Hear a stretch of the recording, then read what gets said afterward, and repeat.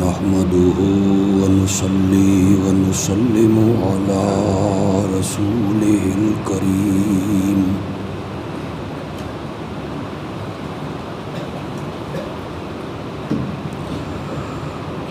وعلى آله وأصحابه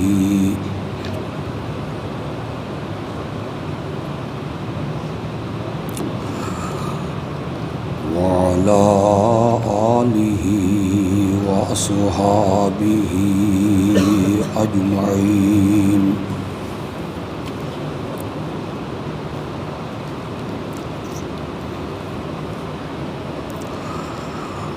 أما بعد فأعوذ بالله من الشيطان الرجيم. بسم الله الرحمن الرحيم.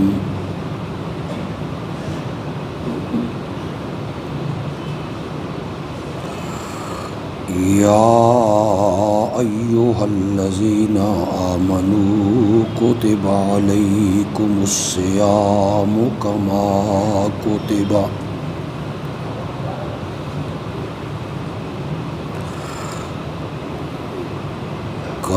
كتب على الذين من قبلكم لعلكم تتقون.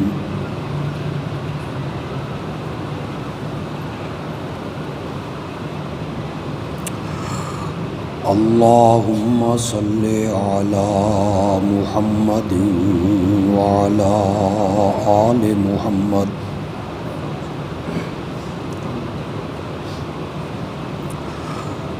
كما صليت على إبراهيم وعلى آل إبراهيم إنك حميد مجيد.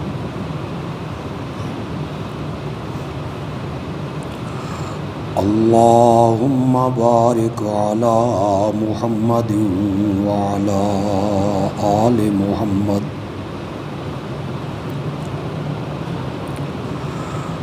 كما باركت على إبراهيم وعلى آل إبراهيم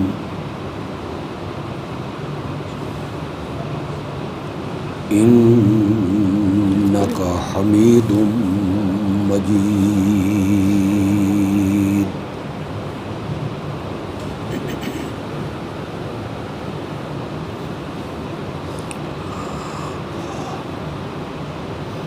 ایک دو دن میں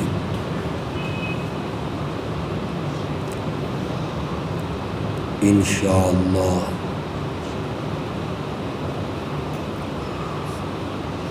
ہمیں رمضان کا مقدس مہینہ نصیب ہوگا.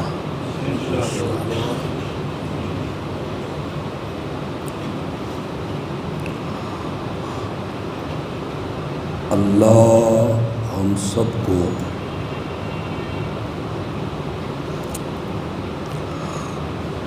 آنے والے اس مہمان کی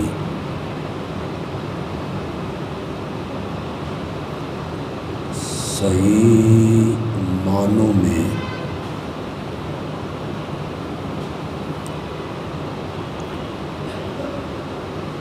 قدر کرنے کی اللہ توفیق عطا فرمائے.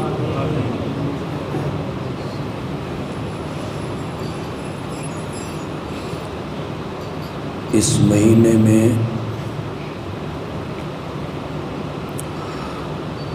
اترنے والی رب کی رحمتیں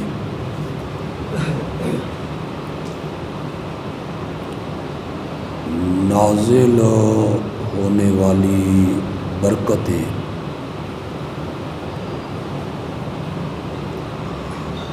اور عطا ہونے والی مہربانیاں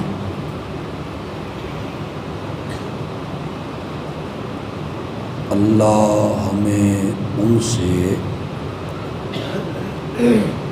مستفید ہونے کی توفیق دے اور ہم اس نفع کو حاصل کر سکیں۔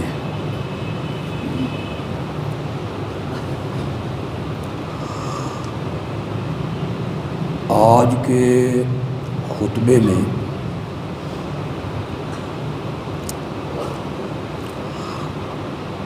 میں اس خطبے کا سہارا لوں گا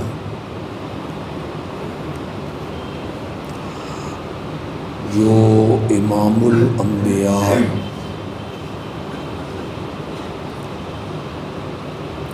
خاتم النبیین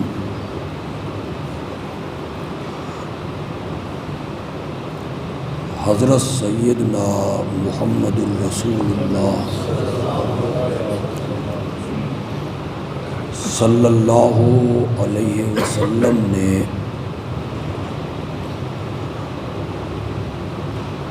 شعبان کی 29 تاریخ کو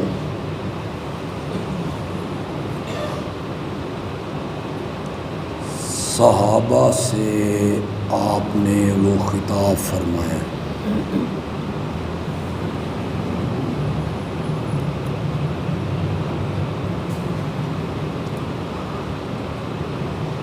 یہ جو خطبہ میں پیش کروں گا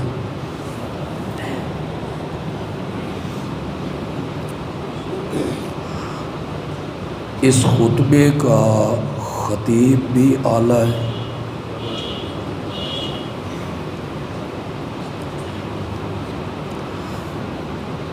جس مسجد میں یہ خطبہ دیا گیا وہ مسجد بھی اعلیٰ ہے۔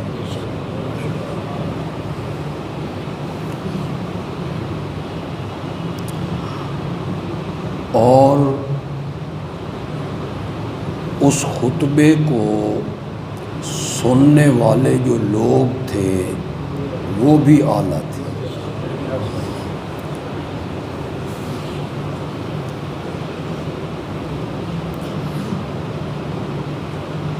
خطیب صرف نبی نہیں ہے، نبیوں کا امام ہے۔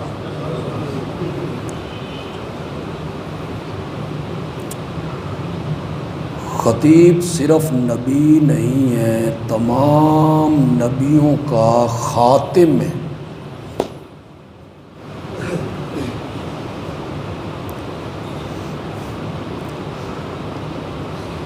خطیب اتنا اعلیٰ ہے کہ کل قیامت کے دن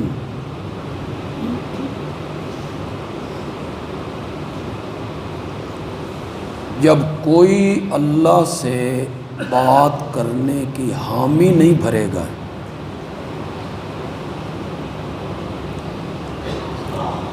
اور ہر نبی کہے گا لست لہا اے تو غیری، رب سے بات کرنے کی جرت مجھ میں نہیں، یہ منصب میرا نہیں، تم کسی اور کے پاس چلے جاؤ۔ ہر نبی کہے گا لست لہا لست لہا لست لہا،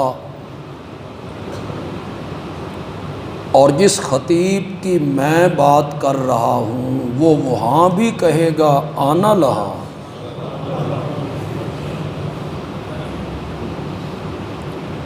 میں اللہ سے بات کرتا ہوں۔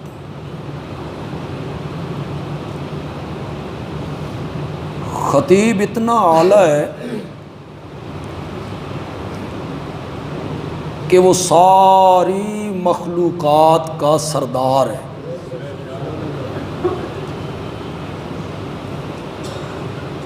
اسے سارے نبیوں کا امام بنایا گیا۔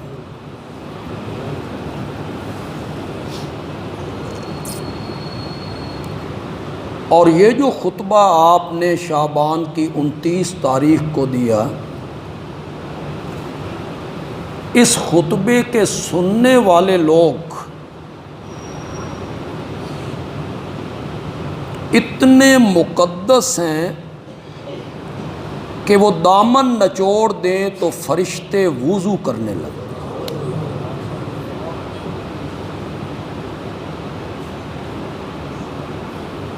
اتنے بلند مقام ہیں یہ لوگ کہ جنت کی حوریں ان کے قدموں سے، ان کے قدموں کے تلووں سے اپنی آنکھیں ملنے کو بھی سعادت سمجھنے لگے۔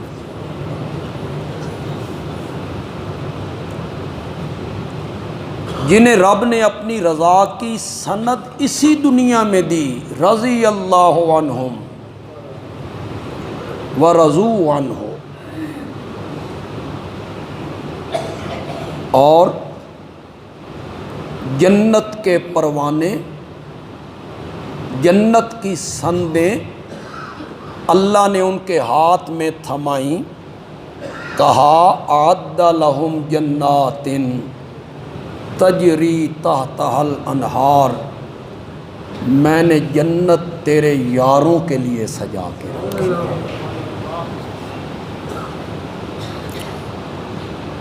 سامعین اتنے مقدس ہیں، خطیب سب سے اعلیٰ ہے، اس خطبے کے سننے والے لوگ وہ امت کے سب سے اعلیٰ لوگ ہیں۔ اور میرے اس اشارے کو پتہ نہیں کتنے لوگ سمجھیں گے، جس مسجد میں یہ خطبہ دیا جا رہا ہے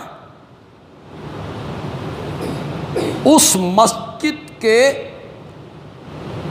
پتھر اٹھا اٹھا کے لانے والا وہ ہے جسے خود پتھر سلام کیا کرتے تھے۔ وہ مسجد نبوی ہے، منبر میرے نبی کا ہے، مسجد بھی اعلیٰ ہے، منبر بھی اعلیٰ ہے، سننے والے بھی اعلیٰ ہیں، خطیب سب سے اعلیٰ ہے، خطبہ کتنا اعلیٰ ہوگا۔ بس اسی خطبے کی چند باتیں آپ سے کروں گا، سارے کا تو احاطہ نہیں کر سکتا وقت کی کمی کی وجہ سے۔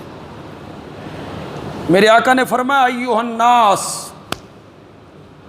قد اظلکم شہر عظیم شہر مبارک۔ کچھ یار ہوں تسم ہی عربی سمجھ جاؤ یار، یہ کوئی لفظ مشکل لفظ ہیں۔ شہر کا کیا معنی ہوتا ہے؟ مہینہ، عظیم کا مبارک، پھر بالکل ہی سم بکم عمیٌ ہو جاندے ہو۔ اپنا اظہار کیا کرو کہ ہمیں سمجھ آ گئی۔ اذلہ کا معنی میں کر دیتا ہوں، وہ تھوڑا سا مشکل ہے، سایہ ڈالنا، سایہ ڈالنا، تم پر سایہ ڈالنا چاہتا ہے، یعنی آنا چاہتا ہے۔ شہر عظیم شہر مبارک، عظیم ایسا کہ سارے سال کا دل ہے، عظیم ایسا کہ سارا سال جنت کو اس کے لیے سجایا گیا ہے۔ شہر عظیم شہر مبارک، اور بابرکت ایسا ہے اس میں نفل پڑھو تو فرضوں کا ثواب ملتا ہے، ایک فرض پڑھو تو رب 70 فرضوں کا ثواب عطا کرے۔ ایک ایسا مہینہ تم پر آنا چاہتا ہے جو عظمتوں والا ہے، ایک ایسا مہینہ تمہیں ملنا چاہتا ہے جو بڑا مبارک ہے۔ ایک روزہ رمضان کا، ایک روزہ بغیر عذر شرعی چھوڑ دیا، ایک تو ہے نا شرعی عذر، بیمار ہے، عورت امید سے ہے، یا بچے کو دودھ پلا رہی ہے، سمجھتی ہے کہ روزہ رکھوں گی تو وہ امانت جو میرے پیٹ میں ہے اس کی صحیح پرورش نہیں ہوگی، روزہ رکھوں گی تو صحیح دودھ نہیں پلا سکوں۔ ایک تو ہے عذر، مسافر ہے، بیمار ہے، شیخ فانی ہے، اگر کوئی عذر نہیں، جوانی ہے، ہمت ہے، طاقت ہے، قوت ہے، ایک روزہ چھوڑ دیا، یہ ساری زندگی روزے رکھتا رہے، رمضان کے ایک روزے کا مقابلہ نہیں ہو سکتا ہے۔ یہ میرے آقا کا ارشاد ہے، یہ میری بات نہیں ہے، کوئی بات تو ہے نا۔ روزہ کس کا نام ہے جی؟ روزے کا لفظی معنی ہے رکنا، صوم کا معنی کیا ہے؟ رک جانا، تین چیزوں سے رکنا، کھانا پینا، قوت شہوانی کو قابو میں رکھنا، تین چیزوں سے رکنے کا نام روزہ ہے۔ سحری سے مغرب تک، صبح سحری جب اس سے مغرب تک یہ وقت ہے۔ باقی دنوں میں جو بندہ روزہ رکھے گا وہ 8 بجے شروع کرنا ہے، وہ بھی تو اسی وقت شروع کرنا ہے۔ وہ عصر کے ٹائم افطار کرنا ہے، وہ بھی تو مغرب کے ٹائم افطار کرنا ہے۔ مولا کام سارے وہی کر رہا ہے، کھانے پینے سے پرہیز کر رہا ہے، وقت بھی وہی ہے، ساری زندگی روزے رکھتا رہے تو رمضان کے ایک روزے کا مقابلہ نہیں ہو سکتا، اس لیے کہ یہ کھانے سے بھی رک جائے گا، باقی دنوں میں پینے سے بھی رک جائے گا، قوت شہوانی سے بھی رک جائے گا، رمضان میں اترنے والی برکتیں کہاں سے لائے گا؟ ایک روزہ جو چھوڑ دیا، ایک روزہ، شہر عظیم شہر مبارک، یہ بڑی عظمتوں والا مہینہ ہے۔ کتنے نوجوان ہیں ہمارے ملک میں، ہٹے کٹے، طاقت قوت، اللہ دی قسم 24 گھنٹے بھی نہ کھانتے کچھ نہ ہو، قوت ہے، طاقت ہے، جوانی ہے، جوش ہے، خون ہے، 24 گھنٹے بھی نہ کھائیں تو کچھ نہ ہو۔ کتنے ہیں؟ توفیق ملتی ہے کہ روزہ رکھیں، جوانی میں، قوت میں۔ اگر میری امت کو ذرا روزے والی بھوک، روزے والی پیاس، وہ ذرا ذہن میں رکھیں، پھر حدیث سنیں۔ وہ جو بھوک لگتی ہے، پیاس لگتی ہے، وہ ذہن میں رکھیں۔ اگر میری امت کو رمضان میں اترنے والی رب کی رحمتیں، برکتیں، نوازشات، مہربانیاں، اللہ کا فضل، کرم، اگر میری امت کو کما حقہ پتہ چل جائے تو میری امت کے لوگ تمنا کرنے لگیں کہ یا اللہ 12 مہینے ہی رمضان بنا دے۔ آسان ہے، لیکن انہیں پتہ چلے کہ یہاں رحمتیں کیسے اتر رہی۔ اللہ بہانے ڈھونڈ رہا ہے، بہانے، بہانہ ہاتھ آئے میں بندے کے گناہ معاف کروں۔ رحمتوں والا ہے، بخشش والا ہے، غفار ہے، بہانے ڈھونڈتا ہے، بہانے، اتنی سی بات پہ معاف کر رہا ہے۔ جس نے اپنے نوکر سے بوجھ کو ہلکا کیا، سیلز مین سے، مزدور سے، ریڑی پہ جو سامان لاد کے لے جا رہا ہے، روزے سے ہے، اس نے اس کے بوجھ کو کیا کر دیا؟ ہلکا کر۔ 8 گھنٹے کی بجائے 4 گھنٹے کام لے لیا ہے، یا 30 دنوں کے لیے ایک اضافی بندہ رکھ لیا کہ چلو یہ کام بانٹ لیا جائے۔ کتنے میں بندہ مل جائے گا؟ 20,000 میں، 25,000 میں؟ بدلہ تو سن نہ ذرا۔ یہ جو بھاگ بھاگ کے عمروں پہ جاتے ہو، کس لیے جاتے ہو؟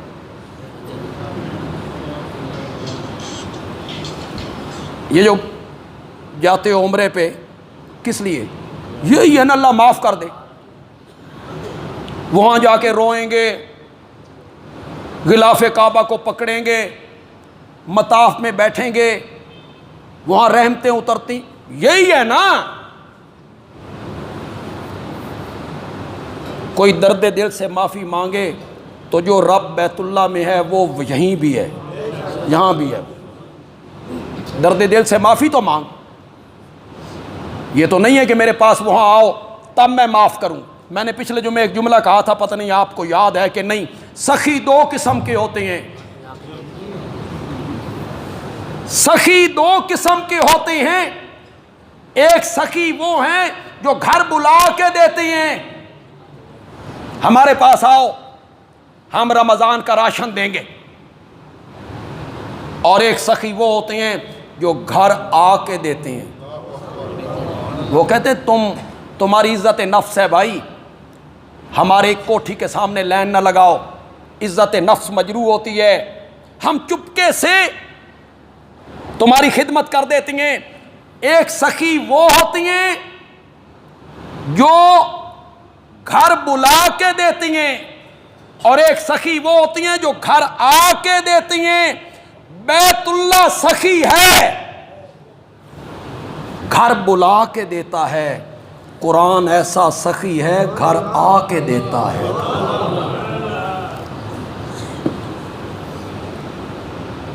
یہ جو عمروں کے لیے بھاگتے ہو، کیوں بھاگتے ہو؟ بخشش کے لیے، اللہ معاف کر دے. وہ تو یہاں 20,000 میں معاف کرنے کے لیے تیار ہو رہا ہے، آپ 3 لاکھ روپے خرچ کر کے جا رہے ہیں. وہ تو یہاں 20-25 ہزار روپے میں وعدہ کر رہا ہے. جس نے اپنے غلام اور نوکر سے بوجھ کو اس مہینے میں ہلکا کیا، اللہ اس کے گناہوں کو معاف کر دے گا. آگے سنو، اور اللہ اسے جہنم کی آگ سے نجات عطا فرما دے. وعدہ تو دیکھو، اور کام کتنا ہے. کام یہی ہے نا کہ اس دوران اپنے بیٹے کو ساتھ لگا لو کہ یار میرے پاس آ، ملازم کو تھوڑا سا جلدی چھٹی دینی تو ذرا میرے ساتھ کام کر. بندہ خود کام کر لے، اتنی سی محنت کرنی ہے، اور اللہ نے گناہوں کو کیا کر دینا ہے؟ معاف کر دیں. اللہ نے گناہوں کو بہانے تلاش کر رہا ہے، بہانے. یہاں جتنے تاجر لوگ بیٹھے ہو یا جن کے ماتحت لوگ کام کرتے ہیں، ملازم ہیں ان کے پاس، اللہ سے عہد کرو کہ ہم اس پر عمل کریں گے انشاءاللہ. ہم اپنے ملازموں سے، بشرطے کہ وہ روزے سے ہو، بشرطے کہ وہ روزے سے، اور وہ کہہ دے کہ میں روزے سے ہوں، اس کو مان لو. جھوٹ بھی بول رہا ہے تو اللہ اس کا بھی تمہیں اجر عطا فرما دے.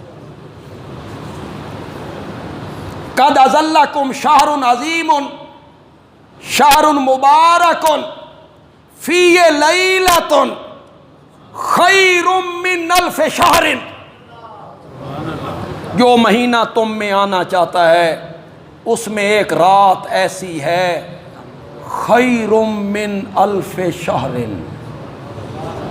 وہ 1000 مہینوں سے کیا ہے؟ وہ کون سی ہے؟ لیلۃ القدر. انا انزلناہ وما ادراک ما لیلۃ القدر لیلۃ القدر خیر من الف شہر تنزل الملائکۃ والروح فیہا بإذن ربہم من کل امر سلام ہی حتی مطلع الفجر. قدر والی رات. قدر کا ایک معنی آتا ہے اندازے کا، اندازہ. تو کچھ لوگوں نے کہا لوگوں کے رزق کا ان سب چیزوں کا اس رات میں اندازہ لگایا جاتا ہے۔ قدر کا ایک معنی آتا ہے، ہمارے اردو میں استعمال ہوتا ہے قدر و منزلت۔ میری نگاہ میں تیری بڑی قدر ہے، میری نگاہوں میں تیری بڑی قدر، ایک معنی یہ آتا ہے قدر والی رات، قدر و منزلت والی رات۔ میں نے کہا نا میرے پاس وقت نہیں، میں ذرا مختصر کر رہا ہوں، لیکن وہ جو بات میں مختصر کر رہا ہوں اس کو پھیلانا چاہوں تو میں 3 گھنٹے میں بھی پھیلا سکتا ہوں، جس کو میں 2 منٹ میں انشاءاللہ بیان کر دوں گا۔ قدر والی رات، توجہ ہے آپ کی، قدر والی رات، عزت والی رات، منزلت والی رات۔ قدر والی رات میں قدر والے اللہ نے قدر والے فرشتے کے ذریعے قدر والے مہینے میں قدر والی رات میں قدر والے شہر میں قدر والی امت کے لیے قدر والے پیغمبر پر قدر والی کتاب اتاری تھی۔ قدر والی رات، انا انزلناہ فی لیلۃ القدر۔ قدر کا ایک معنی آتا ہے تنگی کا، اللہ یبسط الرزق لمن یشاء ویقدر، جس کے لیے چاہتا ہے روزی فراخ کر دیتا ہے، ویقدر، اور جس کے لیے چاہتا ہے روزی تنگ کر دیتا ہے۔ عربی میں قدر کا ایک معنی آیا تنگی کا، تنگی والی رات، تنگی والی رات۔ کیا معنی؟ اس رات میں آسمان سے اتنی تعداد میں فرشتے زمین پر اتارے جاتے ہیں کہ باوجود کشادگی کے زمین تنگ ہو جاتی۔ تنزل الملائکۃ والروح، روح سے مراد جبریل امین ہے، دنیا روح نہ سمجھ لینا، دوسری روحیں قیامت سے پہلے نہیں آ سکتی۔ جو روح اس جسم سے نکل گئی ہے نا، قانون یہ ہے کہ وہ قیامت سے پہلے نہیں آئے۔ وَإِذَا النُّفُوسُ زُوِّجَتْ، قیامت کا دن وہ ہوگا جب روحیں جسموں سے ملائی جائیں۔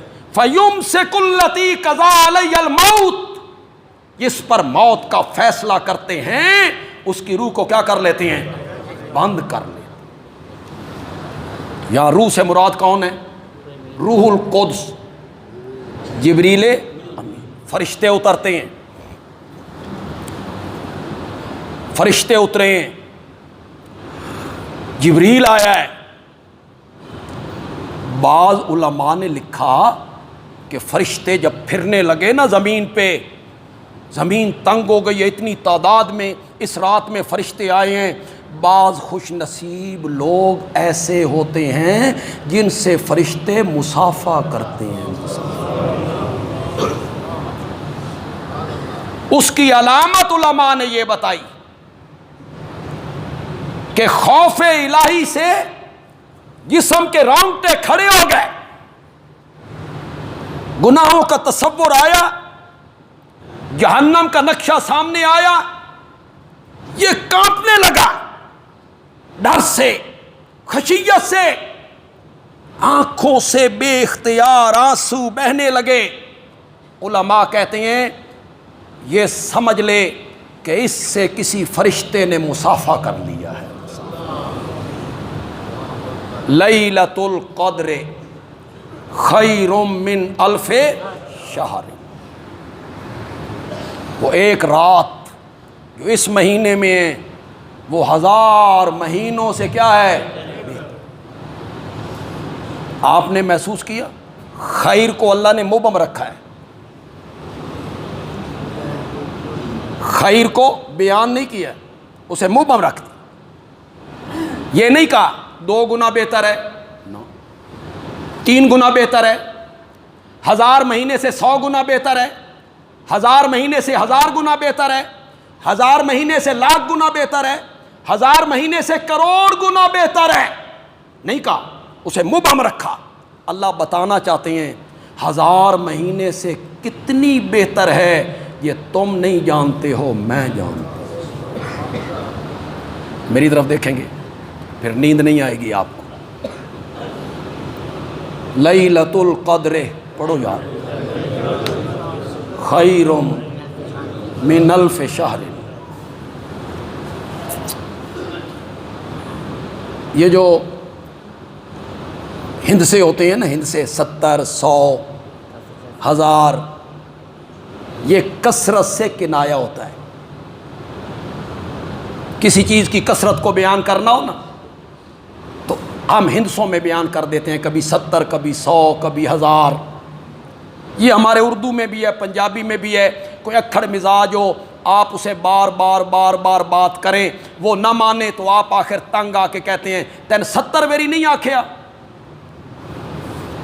تو اس کا کیا مطلب ہوتا ہے؟ بھئی گن کے 70 مرتبہ کا، یعنی بہت زیادہ مرتبہ کا۔ اس کو ہم کہتے ہیں کثرت سے کنایہ۔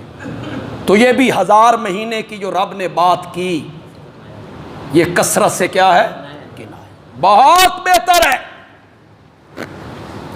کس معنی میں بہتر ہے جی؟ یہ بڑا ایک مخمصہ سا ہے، آپ کے ذہن میں بھی گزرے گا۔ کس معنی میں بہتر ہے جی 1000 مہینے سے؟ وہ میں آپ کو سمجھا دیتا، لیکن آپ توجہ کریں گے پھر آپ کو سمجھ آئے گی، اور سمجھ آ گئی تو پھر لطف آپ کو بڑا آئے گا۔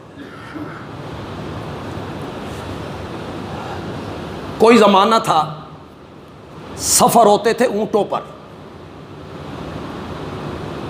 کھچر پر، گدھے پر، گھوڑے پر۔ 30 کلومیٹر کا جو فاصلہ ہے یہ 5 گھنٹے میں 6 گھنٹے میں طے ہوتا۔ پھر آ گئی ریل گاڑیاں۔ ابتدا میں جو ریل گاڑی آئی اس کی حد رفتار جو تھی وہ 30 میل تھی گھنٹہ، تو وہ آئی تو رفتار ذرا تیز ہو گئی، 30 میل گھنٹے میں طے ہونے لگ گئی۔ کراچی جاتے جاتے 48 گھنٹے لگ گئے، اس سے بھی زیادہ لگ گئے۔ پھر آ گئیں کاریں، بسیں، پھر رفتار اور زیادہ تیز ہو گئی، پھر 100 کلومیٹر گھنٹے میں طے ہونے لگ گئے۔ پھر آ گئے جہاز۔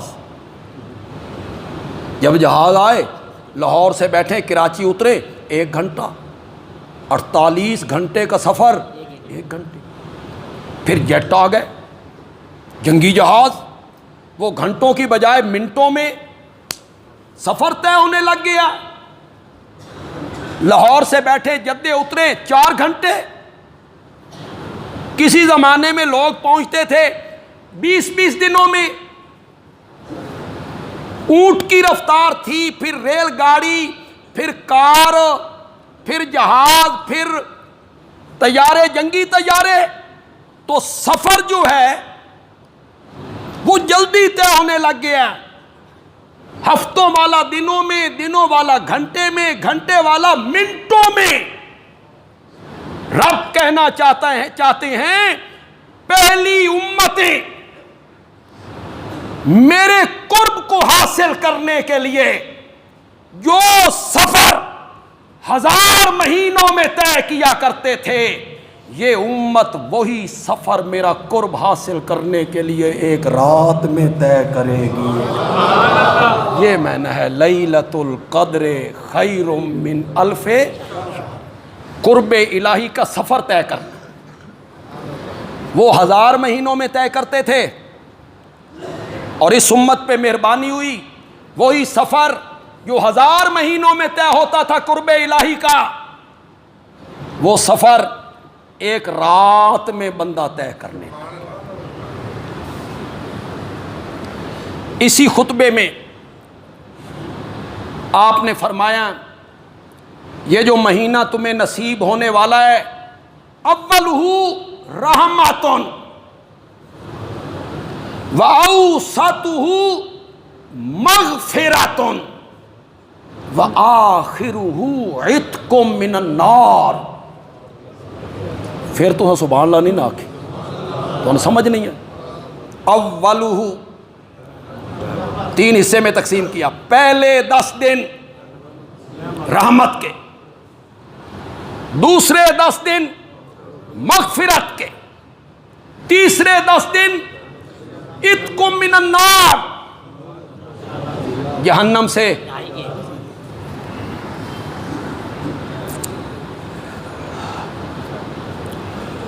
کیوں بھائی؟ جو پہلے 10 دن ہیں وہ مغفرت کے نہیں، جو آخری 10 دن ہیں وہ رحمت کے نہیں. رحمت نہیں ہوگی تو جہنم سے آزادی کیسے ملے گی؟ رحمت نہیں ہوگی تو مغفرت کیسے ملے گی بھائی؟ دوسرے 10 دن بھی رحمت کے ہیں، تیسرے 10 دن بھی مغفرت کے ہیں. پھر میرے آقا نے انہیں تقسیم کیوں کیا؟ پہلے 10 دن رحمت کے، دوسرے 10 دن مغفرت کے، اور تیسرے 10 دن جہنم سے. دیکھیں، ذہنی لحاظ سے، دماغی لحاظ سے بندوں کی 3 قسمیں ہوتی ہیں. یہاں اگر کوئی ٹیچر بیٹھے ہیں، پروفیسر صاحب بیٹھے ہیں، معلم کوئی بیٹھے ہیں، وہ میری بات کی تائید کریں. ذہنی لحاظ سے، حافظے کے لحاظ سے بندے کتنی قسم کے ہوتے ہیں؟ 3. ایک ہوتے ہیں ذکی، ہم عربی میں اسے کیا کہتے ہیں؟ ذکی. آپ اردو میں کیا کہیں گے؟ ذہین. کیا کہیں گے؟ ذہین. کچھ بچے بڑے ذکی ہوتے ہیں، بڑے ذہین ہوتے ہیں. ادھر استاد نے لیکچر شروع کیا اور انہوں نے کہا سن سمجھ آ گئی، انہیں فوراً سمجھ. ایک ہوتے ہیں اوسط درجے کے، ان سے ذرا کم. وہ کہتے ہیں استاد جی سن سمجھ نہیں آئی. استاد مشفق ہوتا ہے، اس نے کہا کوئی بات نہیں بیٹو، میں دوبارہ سمجھا دیتا ہوں. استاد نے دوبارہ تقریر کی، انہیں بھی سمجھ آ. دوسری دفعہ انہیں بھی سمجھ. کچھ ہوتے ہیں غبی، عربی میں ہم نے کہتے ہیں غبی، آپ کہتے ہیں کند ذہن. انہوں نے کہا استاد جی سنتے حالیں بھی سمجھ نہیں ہے. استاد نے شفقت کی، اس نے کہا میں سمجھاتا ہوں تمہیں. اس نے اور آسان کیا، زور لگایا. تیسری مرتبہ انہیں بھی سمجھ آ گئی. عملی لحاظ سے بھی بندوں کی 3 قسمیں ہوتی ہیں. ایک بہت بڑے متقی، پرہیزگار، ایک اوسط درجے کے لوگ پورے سورے عمل کرنے والے، اور تیسری ہے بد عمل. میرے آقا کہنا چاہتے ہیں جو اعلیٰ درجے کے لوگ ہیں ان کا کام پہلے 10 دنوں میں ہو گیا، جو درمیانے درجے کے لوگ ہیں ان کا کام دوسرے عشرے میں ہو گیا، اور جو بد عمل قسم کے لوگ ہیں ان کا کام بھی تیسرے عشرے میں ہو گیا. اس لیے میرے آقا نے اسے 3 حصوں میں تقسیم کر دیا. پہلا حصہ رحمت کا ہے، دوسرا حصہ مغفرت کا ہے، اور تیسرا حصہ عتق من النار. وہ جو میں نے لیلۃ القدر خیر من الف شہر، اس کی تفسیر جو میں نے کی کہ 1000 مہینوں سے کیسے بہتر ہے. جو قرب الہی کا سفر پہلی امتیں 1000 مہینے میں طے کرتی تھیں، اس امت پہ رب نے مہربانی کی، انہیں ایک رات عطا کر دی کہ جتنا سفر 1000 مہینے میں طے ہوتا تھا، تم قرب الہی کا وہ سفر صرف. تو رمضان کے مہینے میں لیلۃ القدر میں روزے میں بندہ اللہ کے قریب ہوتا ہے، بندہ اللہ کے کیا ہوتا ہے؟ قریب ہوتا ہے، قرب ہوتا ہے بندے کو اللہ کا۔ عام میں جو قرآن پاک کو پڑھتے رہتے ہیں کچھ شدھ بدھ رکھتے ہیں قرآن سے، آپ کو پتہ ہے جہاں روزوں کا اللہ نے حکم دیا، یہاں سے شروع کیا یا ایھا الذین آمنوا کتب علیکم الصیام کما کتب علی الذین من قبل، تم پر روزے فرض کیے۔ پھر آگے فرمایا گھبراؤ نہیں، کوئی لمبے چوڑے نہیں، ایام معدودات، چند دن ہیں گنتی کی۔ پھر آگے سہولت بیان کی، فمن کان منکم مریضا او علی سفر فعدۃ من ایام اخر، مسافر ہو، بیمار ہو، وقتی طور پہ اگر روزہ تکلیف دیتا ہے، چھوڑ، میرے لفظوں پہ غور کرنا ہے، اگر روزہ تکلیف دیتا ہے، ورنہ تو آج کل کاروں میں ایئر کنڈیشن ہے، گھر سے بھی بندہ زیادہ آرام میں ہوتا ہے۔ اگر سفر تکلیف دیتا ہے، بیماری بڑھنے کا خطرہ ہے، وقتی طور پہ نہ رکھے، بعد میں قضا کر لے۔ وَعَلَى الَّذِينَ يُطِيقُونَهُ فِدْيَةٌ، یہ بڑی مزے کی بات ہے۔ میں پورے مفسرین کی تقریر معنی میں کر دوں گا اور سارے مفسرین کا اس پر اتفاق ہوگا۔ جو لوگ مشکل سے طاقت رکھتے ہیں روزے کی، کیا معنی کریں گے؟ جو لوگ مشکل سے طاقت رکھتے ہیں روزے کی، کون ہے؟ شیخ فانی ہے، 75 سال 80 سال عمر ہے، بڑھاپا ہے، کمزوری ہے، اسے مشکل ہوتی ہے، دقت ہوتی ہے، ایک دائمی مریض ہے، ہارٹ کا مریض ہے۔ یہ تو نہیں ہے کہ رمضان گزرے گا تو اس کی مرض ٹھیک ہو جانی ہے، دائمی شوگر ہے، سمجھتا ہے روزہ رکھوں گا تو مجھے نقصان ہوگا، میری جان کو نقصان ہوگا، بیماری بڑھ جائے گی، رکھ سکتا ہے لیکن مشکل ہوتی ہے۔ جو لوگ مشکل سے طاقت رکھتے ہیں روزے کی، وہ ہر روزے کے بدلے ایک مسکین کو صبح و شام کھانا کھلا دیں، ہم انہیں بھی روزہ رکھنے کا ثواب عطا کریں۔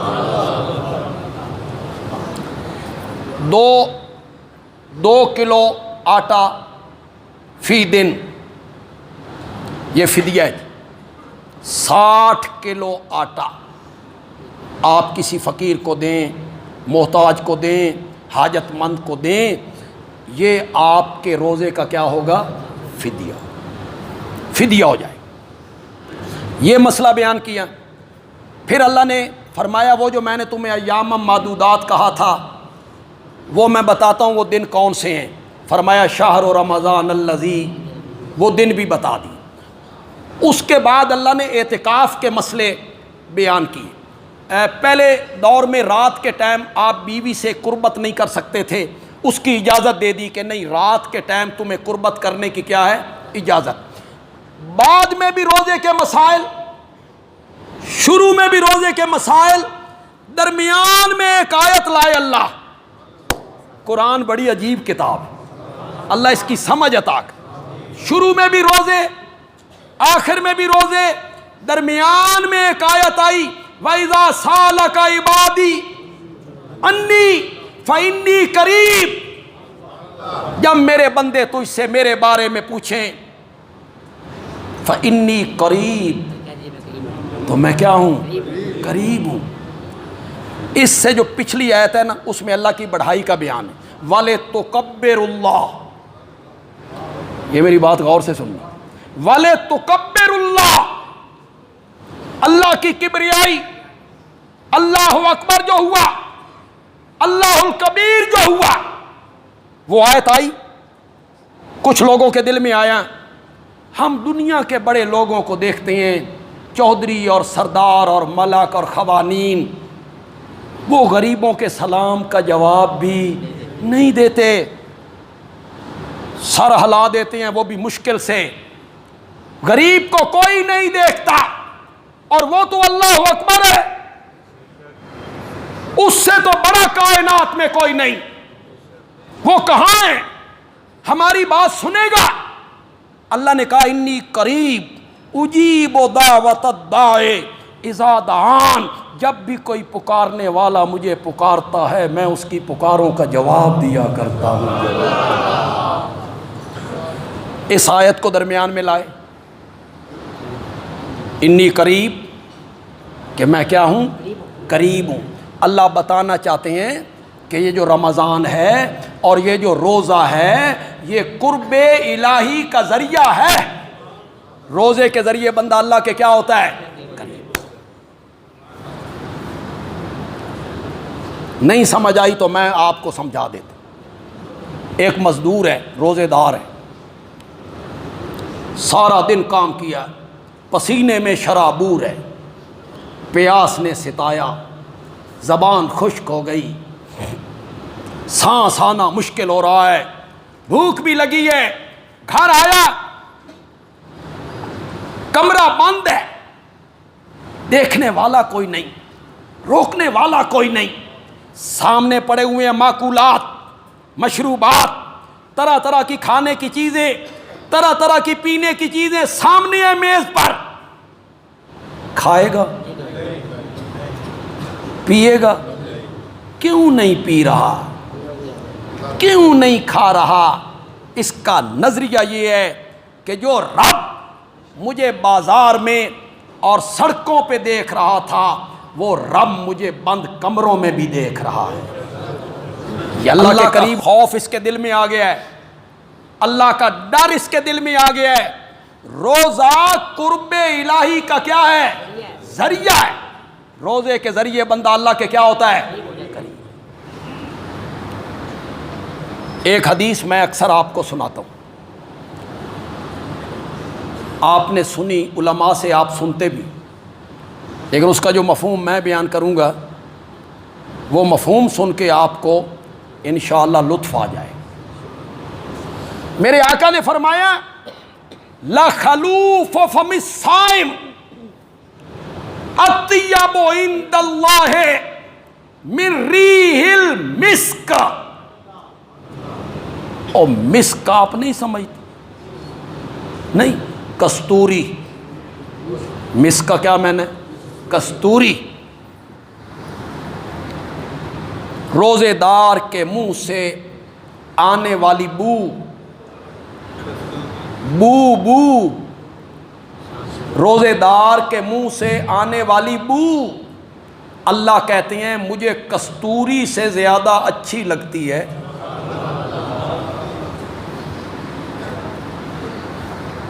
امام شافعی رحمۃ اللہ علیہ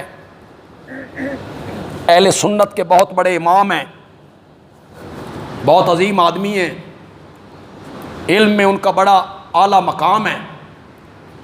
ان کا مسلک یہ ہے کہ روزے دار کو پچھلے ٹائم مسواک نہیں کرنا چاہیے، وہ منع کر۔ کیوں؟ یہ بو اللہ کو بڑی پسند ہے۔ سون میں نہیں دینا، سونے میں نے کسی کو نہیں دینا۔ میں بیان کر رہا ہوں، آپ سو رہے ہیں یار، میری طرف دیکھیں اور سنیں، یہ بڑی بے قدری ہوتی ہے یار۔ نبی پاک کا فرمان پیش کیا جا رہا ہے، بندہ کہتا ہے لگے رہو بندیالوی صاحب سان اعتبار ہے تھوڑے تھے۔ یہ تو غلط بات، آپ توجہ سے سنیں نا۔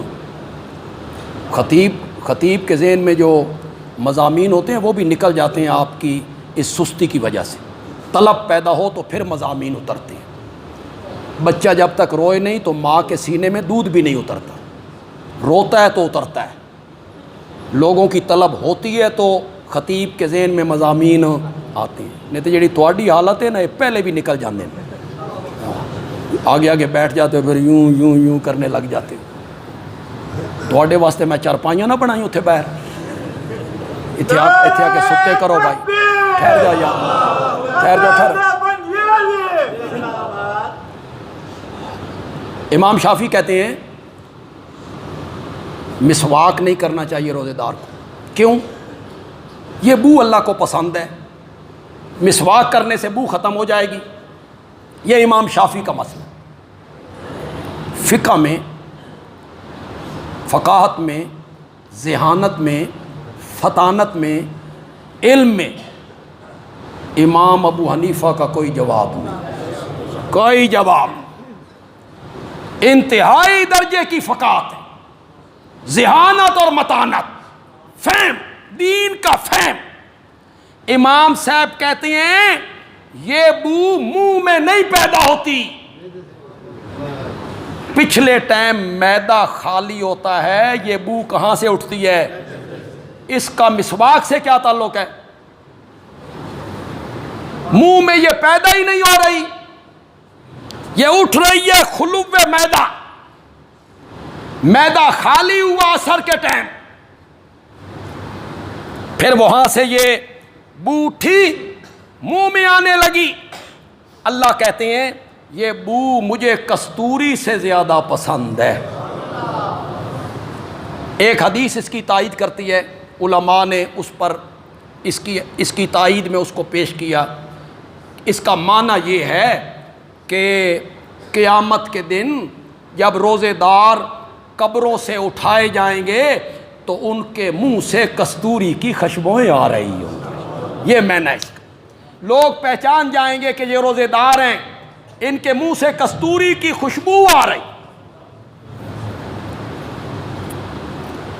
ایک معنی جو محدثین نے کیا اور میں اسے بیان کرتا ہوں وہ ہے یہ من امر المحبت ہے، من امر المحبت، یہ محبت کا باب ہے، محبت کا باب ہے۔